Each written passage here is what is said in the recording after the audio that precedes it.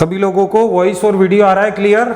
आज का हमारा जो फर्स्ट क्वेश्चन है, एक क्वेश्चन कल हम लोगों से थोड़ा सा गड़बड़ हो गया था, उसको भी आज इसमें इंक्लूड किया है, तो उसको भी हम देखेंगे। आईसीआर के प्रथम डीजी कौन थे? आईसीआर के प्रथम डीजी कौन थे? बिल्कुल सभी का करेक्ट आंसर है डी, बहुत बढ़िया। आईसीआर के पहले जो डीजी थे वो डॉक्टर बीपी पाल थे। कब बने थे ये डीजी? 1965 में, 1965 में ये आईसीआर के पहले डीजी बने थे। ठीक है, तो ये क्वेश्चन कई बार पूछा जाता है, कभी कभी आपको घुमाकर ये भी पूछ लेते हैं कि आईसीआर की स्थापना कब हुई थी, तो 16 जुलाई 1929 और इसके जस्ट 50 साल बाद, मतलब 1979, 50 साल पूरे होने पर गोल्डन जुबली मनाई थी। और आप सभी को पता है भैया L2L प्रोग्राम चलाया गया था, लेफ्ट टू लैंड कार्यक्रम। आया ना समझ में? और वर्तमान अगर पूछे तो अच्छा बताइए, वो आईसीआर के वर्तमान डीजी कौन है? हाँ राजौरिया जी, बिल्कुल करेक्ट, बिल्कुल। आईसीआर के वर्तमान डायरेक्टर जनरल, इसके अलावा ये भी ध्यान रखना, director of agriculture research and education, इनके सेक्रेटरी भी कौन है? वो हिमांशु पाठक ही हैं। किसके? तो आईसीआर के डीजी होने के साथ साथ directorate of agriculture research and education, इसके सेक्रेटरी भी कौन है? हिमांशु पाठक ही है। तो करेक्ट आंसर आपका हाँ बिल्कुल करेक्ट भैया हो गया। और आईसीआर की जो स्थापना हुई थी वो रॉयल कमीशन ऑन एग्रीकल्चर, किस कमीशन की अनुशंसा पर की गई थी? Royal commission on agriculture. और उसके अध्यक्ष कौन थे? Lord Linlithgow. ठीक है, ध्यान रखना, ये सभी चीजें पूछी जा सकती है, ये हम पहले ही पढ़ चुके हैं। नेक्स्ट अगला, नोबलीकृत गन्ने का विकास किसने किया? नोबेलाइज्ड जो शुगर केन है, जो वर्तमान में खेत में हम लगाते हैं, जिसकी खेती करते हैं, ठीक है, जिसका वनस्पतिक नाम है सेकेरम ऑफिसिनेरम। ठीक है, तो नोबलीकृत गन्ना या नोबल केन या नवीन गन्ना का विकास किसने किया था? आप सभी को पता है, इसका विकास हुआ था कोयम्बटूर, तमिलनाडु में। ठीक है, और किसने किया था? बिल्कुल डॉक्टर वेंकट रमन और बार्बर ने मिलकर जो है सबसे पहले नोबलीकृत गन्ना बनाया था। जो देसी किस्में थी उनका संकरण जंगली किस्मों से कराकर नोबलीकृत गन्ना बनाया, जिसका उत्पादन भी ज्यादा था और कीट और रोग प्रतिरोधक क्षमता भी ज्यादा थी। ठीक है, नेक्स्ट अगला देखते हैं, एसपीटी सीड प्लॉट टेक्निक का विकास किसने किया? Who developed the SPT in potato? Potato या आलू में सीड प्लॉट टेक्निक का विकास किसने किया था? बताइए।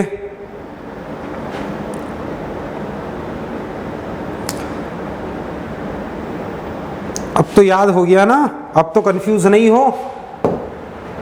एसपीटी सीड प्लॉट टेक्निक का विकास किया था पुष्कर नाथ ने 1967 में। ठीक है, ध्यान रखना, और क्योंकि इसमें एस आ रहा है, यहां पर भी स आ रहा है, एस। ठीक है, तो पुष्कर, एसपीटी हो गया क्लियर, ध्यान रखना, पुष्कर नाथ। और रामानुजन ने किसको विकसित किया था? TPS, true potato seed. ठीक है, true potato seed in potato.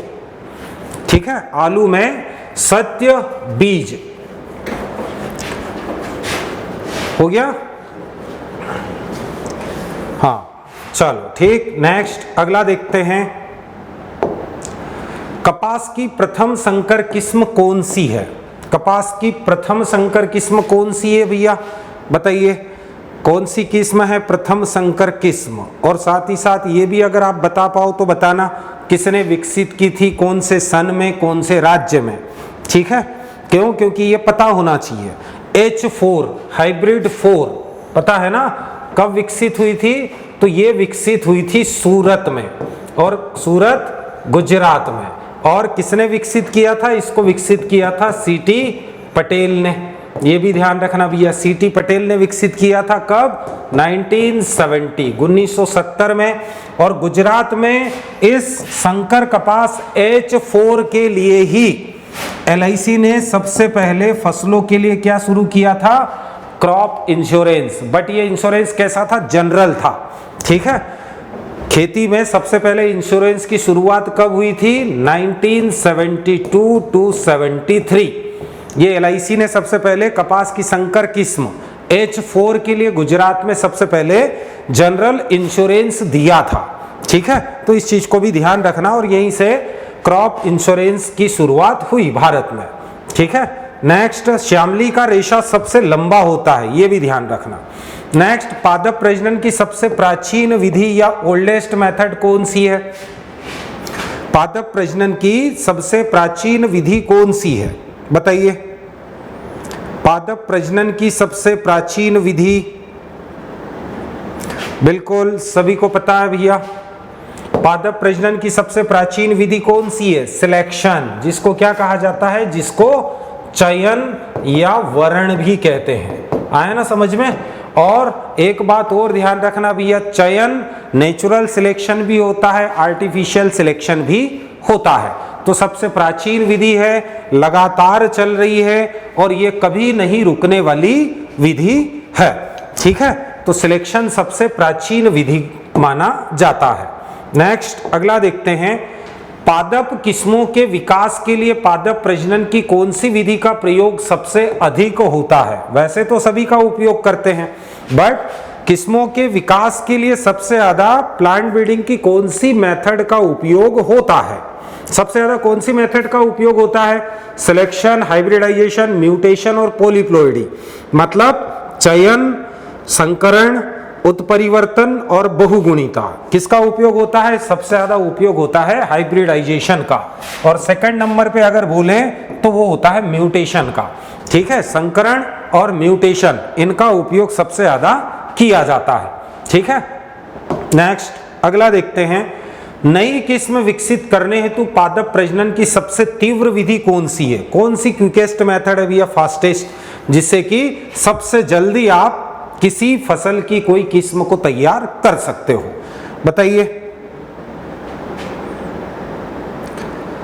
Sir mock test का टाइम यही सही है? बिल्कुल ठीक है भैया।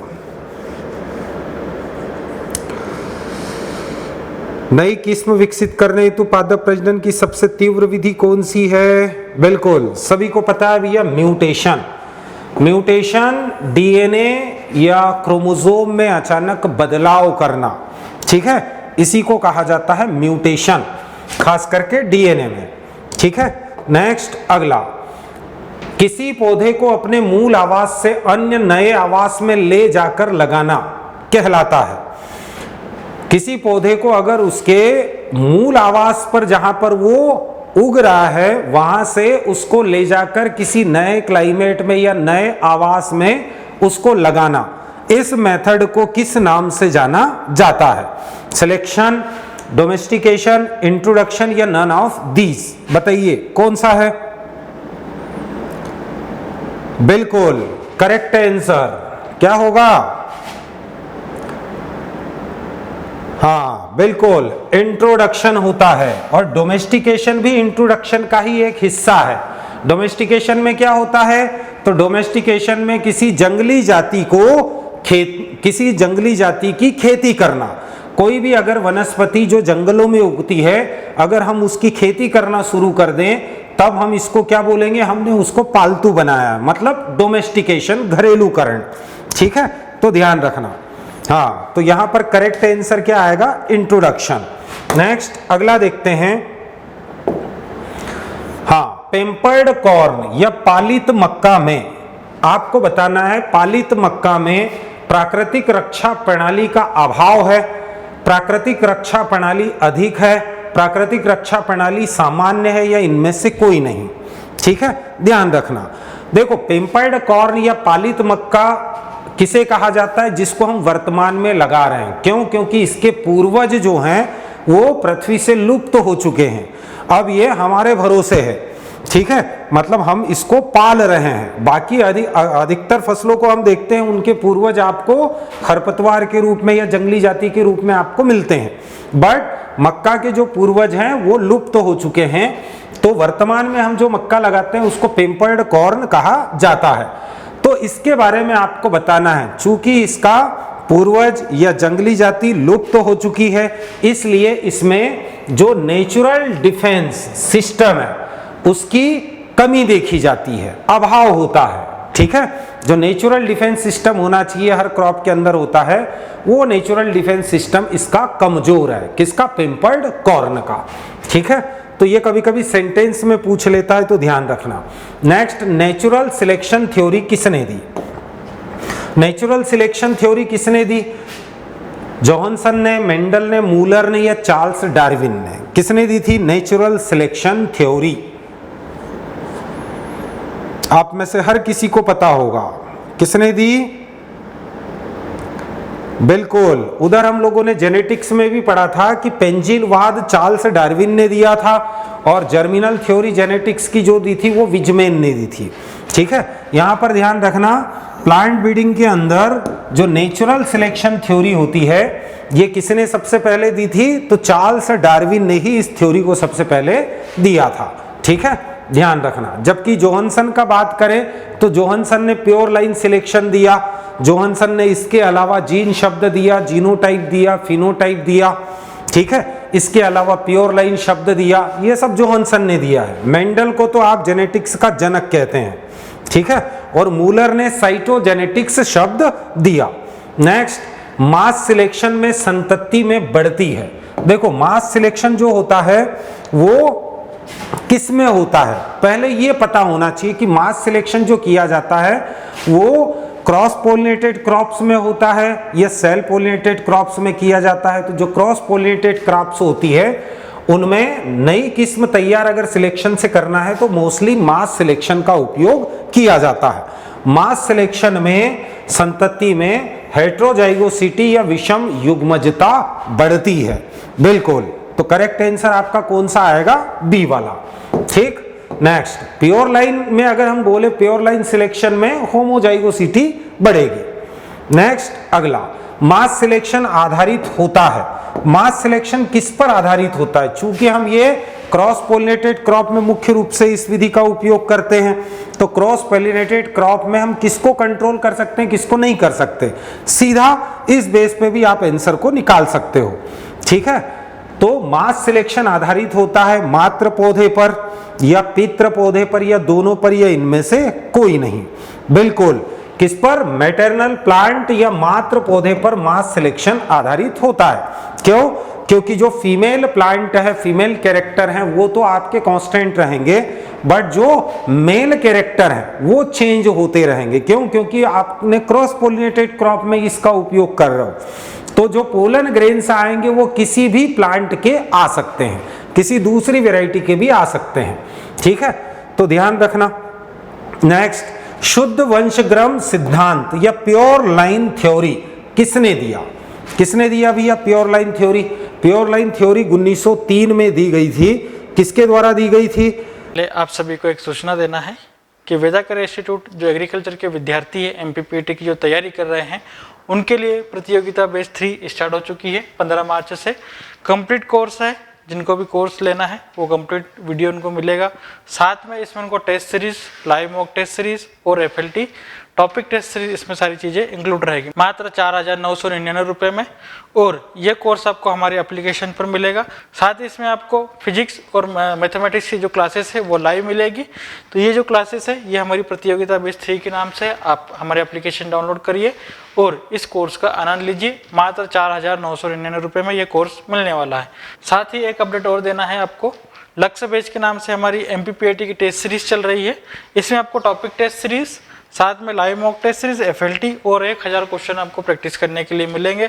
साथ ही इन सब प्रश्नों को मिलाकर देखें तो आपको 3000 से लगभग 4000 प्रश्नों की तैयारी अच्छी बढ़िया तरीके से हो जाएगी। जो आप एग्जाम में गलतियां करते हैं इस टेस्ट सीरीज के माध्यम से आप वो जो गलतियां हैं वो यहीं पर ही कर लेंगे, तो एग्जाम में आपकी गलतियां ना होने की संभावना बन जाएगी। ये टेस्ट सीरीज मात्र 351 रुपये की है और ये लक्ष्य बैच के नाम से हमारे एप्लीकेशन पर मिलेगी।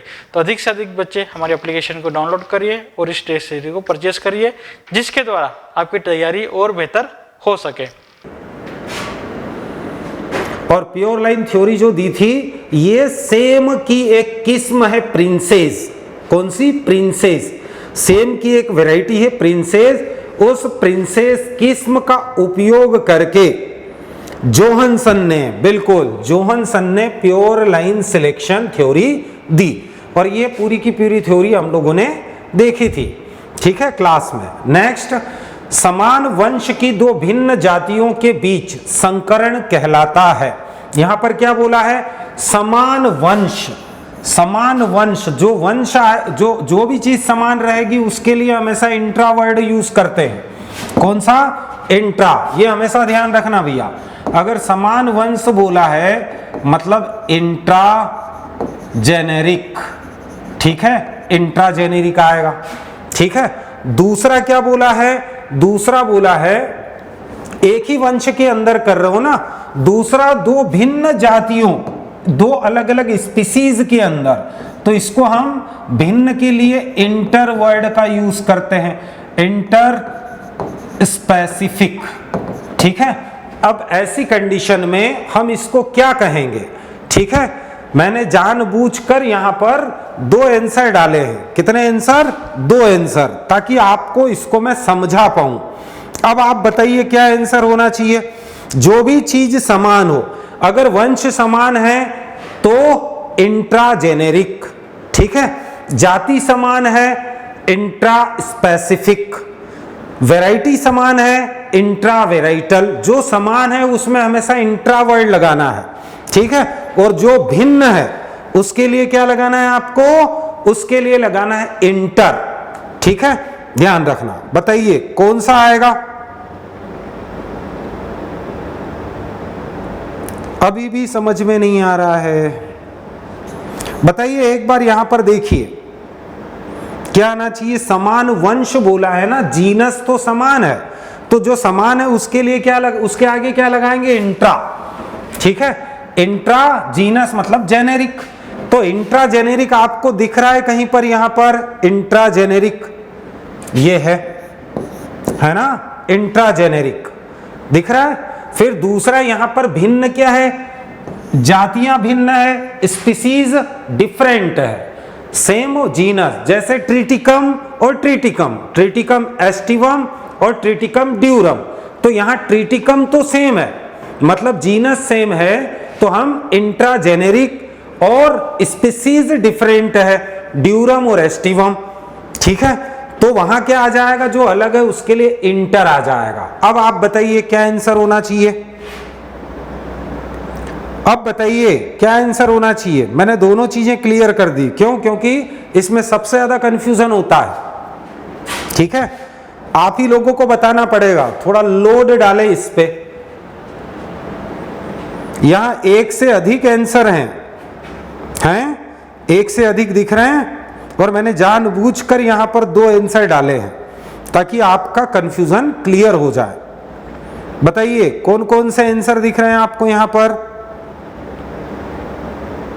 समान वंश मतलब हम इसको इंट्रा जेनेरिक तो कहेंगे, ठीक है, ये इंट्रा जेनेरिक हाइब्रिडाइजेशन है। साथ ही साथ ये भिन्न जाति होने के कारण हम इसको इंटर स्पेसिफिक भी कहेंगे ना। तो हमारे दो आंसर यहां पर हैं, ये पहला आंसर भी है और सी वाला भी है। तो आंसर कौन से आएंगे? ए और सी दोनों। हुआ कंफ्यूजन क्लियर? कोई डाउट तो नहीं है भैया? जो इंटर स्पेसिफिक होता है उसको इंट्रा जेनेरिक भी कहा जाता है, कहोगे कि नहीं? सीधी सी बात है, ट्रिटिकम एस्टिवम और ट्रिटिकम ड्यूरम, ये जो हाइब्रिडाइजेशन अगर इनके बीच में कराएं तो जीनस सेम है, तो क्या कहेंगे हम इसको? Intra generic. और इसको हम ये भी तो बोल सकते हैं, क्या बोल सकते हैं? दो स्पीसीज अलग अलग है उनके बीच में करा रहे हैं, तो हम इसको इंटर स्पेसिफिक भी कहेंगे। हो गया ना कंफ्यूजन क्लियर? पहले ये बताइए फिर आगे बढ़ेंगे। कंफ्यूजन हो गया क्लियर? एक बात हमेशा ध्यान रखो कि जब भी समान की बात हो, जो चीज समान हो, अगर ये जाति समान होती तो हम क्या लिखते? इंट्रा स्पेसिफिक, ठीक है, ध्यान रखना। वैरायटी समान आएगी तो इंट्रा वेराइटल, वैरायटी अलग अलग है तो इंटर वेराइटल आएगा, ठीक है। समझ में आया ना? तो ये कंफ्यूजन क्लियर कर लो। बस आप तो क्वेश्चन में पढ़ के जो चीज समान हो उसके ऊपर लिख देना इंट्रा, जो भिन्न है उसके ऊपर इंटर लिख देना, जो भी समान है, जीनस समान है तो जेनेरिक, ठीक है, स्पेसिस समान है तो स्पेसिस लिख देना, जो भी आपको वहां पर क्वेश्चन में मिले। हो गया क्लियर? ध्यान रखना। नेक्स्ट अगर हम देखें तो जो Triticum aestivum, Triticum durum, Triticum डाइकोकम, इनके बीच में अगर क्रॉस कराएं तो ये दो अलग अलग जातियों के बीच में क्रॉस है, बट इनका वंश एक ही है, ठीक है। मानव निर्मित प्रथम फसल है। मानव निर्मित प्रथम फसल कौन सी है भैया? मनुष्य द्वारा बनाई गई पहली फसल कौन सी बनाई थी मनुष्य ने? सबसे पहली क्रॉप रेफिनो ब्रेसिका, रेबेज, पोमाटो या ट्रिटिकेल? बिल्कुल, सभी का करेक्ट है ट्रिटिकेल। ट्रिटिकेल बनाई थी किससे? ये बनाई थी गेहूं इनटू राई के क्रॉस से, ठीक है। मतलब अगर हम बोले तो Triticum aestivum into scale serial,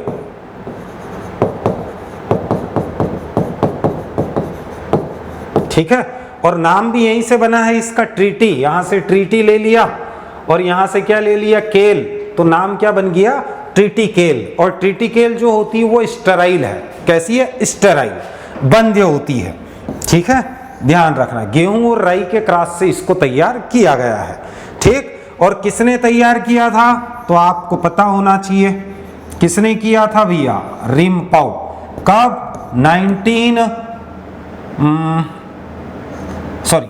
1890 में। कुछ बुक्स के अंदर 1888 भी दिया है, तो ध्यान रखना, ठीक है। राय कौन है भैया? ये अनाज वाली फसल है, वो मसाले में डालने वाली राय नहीं, ठीक है। ध्यान रखना, मसाले में डालने वाली वो मस्टर्ड फैमिली की नहीं, ठीक है। ये राई अनाज वाली फसल होती है, ठीक है। वो राई अलग है, वो राई है, ये राय है, ठीक है। क्या है ये? RYE, राय, ठीक है। ध्यान रखना। नेक्स्ट अगला देखते हैं। ट्रिटिकेल निम्न का संकरण है। किसका संकरण है भैया? ट्रिटिकेल अभी मैंने बताया किसका संकरण है? गेहूं इंटू धान, गेहूं इंटू जौ, गेहूं इंटू राई, राई इंटू गेहूं। बताइए। बिल्कुल, गेहूं गुणा राई। आप में से कुछ कंफ्यूज हो जाएंगे, ये भी होगा नहीं। आगे हम मेल लेते हैं, पीछे फीमेल लेते हैं, ठीक है। तो हमारा करेक्ट आंसर क्या आएगा? सी, गेहूं गुणा राय का क्रॉस होता है ट्रिटिकेल, जो कि प्रथम मानव निर्मित फसल है, रिम्पू ने बनाई 1890 में। नेक्स्ट, रेफिनो ब्रेसिका निम्न का संकरण है। रेफिनो ब्रेसिका किसका संकरण है? किसका हाइब्रिडाइजेशन है?